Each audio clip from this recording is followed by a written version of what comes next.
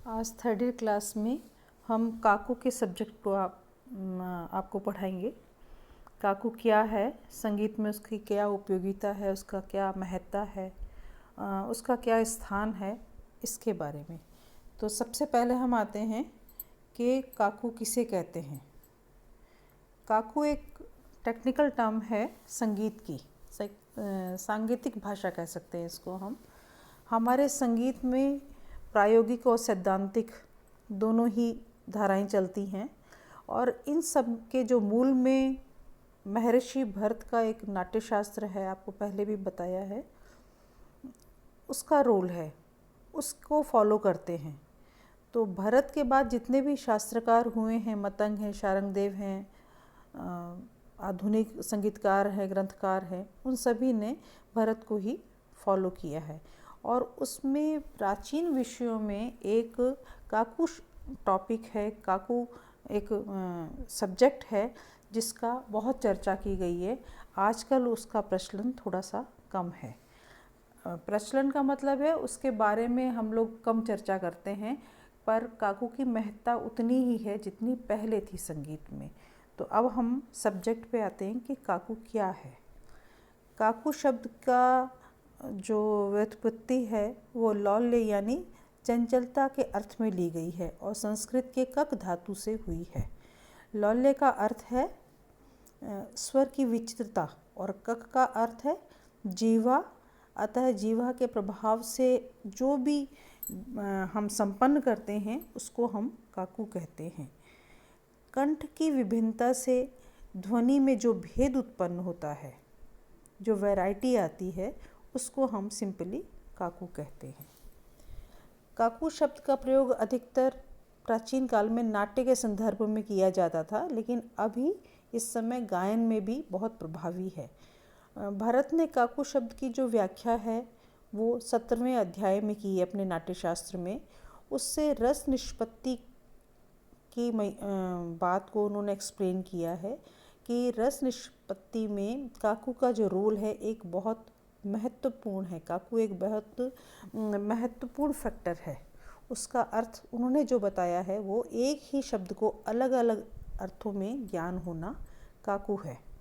जैसे हम उदाहरण के तौर पे लेते हैं कि नज़र है यानी निगाह है, उसको अलग अलग संदर्भों में मैं आपको बताना चाहूँगी। नज़र जब ऊंची होती है तो हम ईश्वर की प्रार्थना करते हैं, परमात्मा का ध्यान करते हैं, और जब नज़र नीची होती है तो हम कोई गलत काम करते हैं, जो शर्मिंदगी हम महसूस करते हैं। और नज़र जब तिरछी होती है तो मतलब क्रोध, हमें क्रोध आता है। तो एक नज़र का जो प्रयोग है वो 3 भावों में व्यक्त हो रहा है। इसी प्रकार काकू में भी हम एक ही शब्द से, अपने बोलने से, अपने ऊंची नीची आवाज़ से भावों को व्यक्त करते हैं। उसी को मेन काकू कहा जाता है। देखा जाए तो काकू अपने मनोभावों को व्यक्त करने की एक टेक्निक है। उसका प्रयोग जो है वाचिक में है, अभिनय में है, भाषण में है। और देखा जाए तो संगीत में जब हम राग गाते हैं, उसके स्वरों को गाते हैं, श्रुतियों को जब व्यक्त करते हैं, तो उसमें भी काकू का प्रयोग स्पष्ट रूप से झलकता है।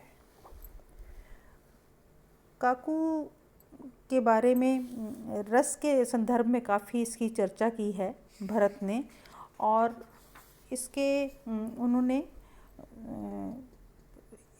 एक इम्पॉर्टेंट चीज़ उन्होंने जो बताई है वो काकू की उत्पत्ति जो है उसके जो स्थान है हमारे शरीर से उर में है, शिर में है और कंठ में है।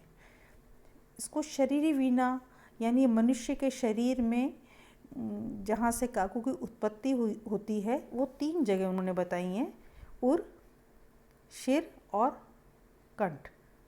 मतलब कंठ मतलब गला, उर मतलब हृदय और शिर मतलब मस्तिष्क। 3 जगह को उन्होंने अलग अलग क्लैरिफाई किया है इस चीज़ को। और इन तीनों स्थानों के प्रयोग से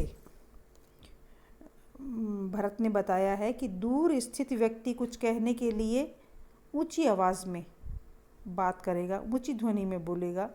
बहुत दूर होगा तो कंठ से, और मध्यम ध्वनि अगर बोलता है तो पास से धीरे से बोलेगा। तो इस प्रकार उन्होंने काकू का अलग अलग संदर्भों में प्रयोग बताया है। और काकू के 2 प्रकार कहे हैं उन्होंने। एक है साकांक्ष काकू। पहला क्या है? साकांक्ष काकू। और दूसरा है निराकांक्ष काकू। साकांक्ष काकू का मतलब है जहाँ आकांक्षा बनी रहती है, यानी हमारी जब कोई बात हम कर रहे हैं और वो पूरी ना हो, अधूरी रह जाए, और जहाँ बात पूरी हो जाती है, निश्चित अर्थ उसका निकल जाता है, उसका हमें ज्ञान हो जाता है, वो निराकांक्ष काकू होता है। शारंगदेव ने अपने ग्रंथ में संगीत रत्नाकर में काकू को छाया का पर्याय बताया है, और पार्श्वदेव ने छाया के पर्याय काकू को भावना या भाषा, या कहें कि छाया को रक्ति कहा है। इसमें उन्होंने इसके 6 प्रकार बताए हैं शारंगदेव जी ने, और वो हैं स्वर काकू, राग काकू, अन्य राग काकू, देश काकू, क्षेत्र काकू और यंत्र काकू। मैं इसका थोड़ा आपको अलग अलग बता देती हूँ। जैसे स्वर काकू है, पहला जो मैंने आपको बताया है, किसी राग के प्रमुख स्वर को उच्चारित करना जिससे कि राग प्रकट हो जाए या प्रकट होने में उसको सहायता मिले, तो वो हुआ स्वर काकू। दूसरा है राग काकू। किसी राग की अपनी विशेषता राग काकू कहलाती है, यानी कोई विशेष स्वर समूह जिससे वो राग स्पष्ट हो, स्थिर हो, हमें समझ आ जाए, पहचाना जा सके, वो है राग काकू। और अन्य राग काकू, थर्ड इसका प्रकार है, जब किसी राग की छाया अन्य राग में दिखे तो वो अन्य राग काकू है, यानी मिश्रित जो रागें होती हैं उसके लिए अन्य राग काकू कहा जाता है, प्रयोग में लिया जाता है। देश काकू है चौथा आपका प्रकार। इसमें देश या प्रदेश की विशेष परंपराओं को हम समझ सकते हैं। जैसे घराने का यहाँ पर संदर्भ है, ग्वालियर घराना है, आगरा है, जयपुर है, किराना है।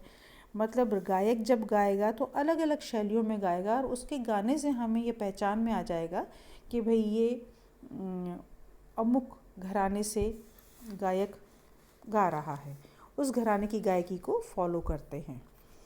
अब आया क्षेत्र काकू। शरीर से लिया गया इसका अर्थ कि अलग अलग शरीर के हिस्सों से काकू को मतलब धारण करना, वो हुआ क्षेत्र काकू। कंठ से निकली है आवाज़, गले से निकली है, या मस्तिष्क से निकली है, या हृदय से निकली है। इसमें तीनों जगह से जब हम आवाज़ को अगर गहराई से देखते हैं तो उसमें डिफरेंस हमें पता चलता है ऊंची नीची आवाज़ के अनुसार। अब है छठा यंत्र काकू। अलग अलग वाद्य यंत्रों से जो उत्पन्न ध्वनि होती है वो यंत्र काकू की श्रेणी में रखी जाती है, यानी 2 वाद्यों के बीच में अगर अंतर स्पष्ट हो रहा है तो वो यंत्र काकू है। ये जो काकू जो बेसिकली है संगीत में, हम यूँ कह सकते हैं कि व्यक्ति के मनोभावों को व्यक्त करने की एक टेक्निक है। गायन के माध्यम से गायक अपनी मनोभावों को व्यक्त करता है। करुणा हो, शोक हो, व्याधि हो, हर्ष हो, प्रसन्नता हो, ऊंची नीची आवाज़ से स्पष्ट हो जाता है कि वो प्रसन्नता है, खुशी है, या डांटने फटकारने का है, या कोई घृणा का इसमें हमें भाव व्यक्त हो रहा है। इस प्रकार काकू भेद में, संगीत में जो काकू भेद है वो बहुत इम्पॉर्टेंट चीज़ है। संगीत में वैसे भी भावों का बहुत गहरा संबंध होता है जिससे रस की निष्पत्ति होती है, और काकू को स्पेशली रस के संदर्भ में देखा जाता है। उसके प्रभाव क्या उत्पन्न हो रहे हैं उसके संबंध में देखा जाता है। हमारे प्रसिद्ध गायक पंडित ओमकार नाथ ठाकुर, उन्होंने एक पद गाया है, मैया मोरी मैं नहीं माखन खायो। तो मैया को उन्होंने इतने प्रकार से, इतनी सरलता से, सहजता से, बेखूबी से गाया है कि श्रोतागण उसमें इतने लीन हो गए कि कभी उनको माता शब्द के, मैया शब्द में आंसू बह रहे हैं, कभी झुंझलाहट हो रही है, कभी विनम्रता आ रही है, कभी करुणा आ रही है, कभी मैया के लिए वेदना आ रही है। तो ये जो भाव अलग अलग एक ही समय में जो व्यक्त हुए हैं संगीत के माध्यम से, ये काकू के कारण हुए हैं। ये काकू की एक शक्ति है, विचित्र शक्ति है, जिससे कि हम माधुर्य रस या कहें कि अलग अलग भावों की सृष्टि हो पाती है।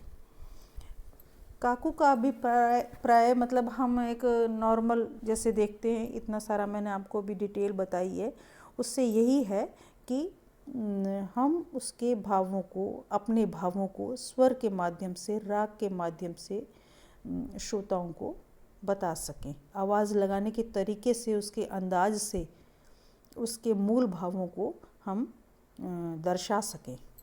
प्राचीन समय में संगीत में जाति गायन के लक्षण काकू को काफ़ी रिप्रेजेंट करते थे, और आज भी हम स्टेज परफॉर्मेंस में या पार्श्व गायन में कह सकते हैं, हम प्ले बैक सिंगिंग में, कि काकू जो है बहुत इम्पॉर्टेंट रोल अदा करता है। हम देखते हैं कि जैसे कोई आवाज़ अगर पीछे से आ रही है तो ये डरावनी है, घृणा की है या प्यार की है, इस तरह की आवाज़ हम खुद महसूस कर पाते हैं। तो ये जो एक बहुत गहराई से अगर देखते हैं तो ये जो टेक्निक है, ये इसमें काकू का रोल है, और संगीत में काकू की बहुत महत्ता है। मैंने इसमें आपको PDF के थ्रू सारा डिटेल भेजा है और समझा भी दिया है, शायद आपको समझ आ गया होगा। हम ये भी देखते हैं कि पाश्चात्य संगीत में, वेस्टर्न म्यूज़िक में भी काकू जो है बहुत इम्पॉर्टेंट रोल अदा करता है। पाश्चात्य हारमोनी संगीत अपने में बंधा हुआ संगीत है, जबकि भारतीय कंठ संगीत जो है मेलोडियस है। दोनों में क्या अंतर है? पाश्चात्य हारमोनियस है, हारमोनी पर आधारित है, जबकि जो हमारा शास्त्रीय संगीत, भारतीय संगीत जो है वो मेलोडियस है, मेलोडी पे आधारित है, कंठ प्रधान है, कल्पनाशील है। तो पाश्चात्य में भी हम इसके प्रयोग को देखते हैं। मेरा वो है, उम्मीद है मुझे कि आपको ये बात समझ आ गई होगी, और इसमें डिटेल दी गई है, इसको आप पढ़ेंगे तो आपको निश्चित ही काकू के बारे में समझ आ जाएगा। Thank you.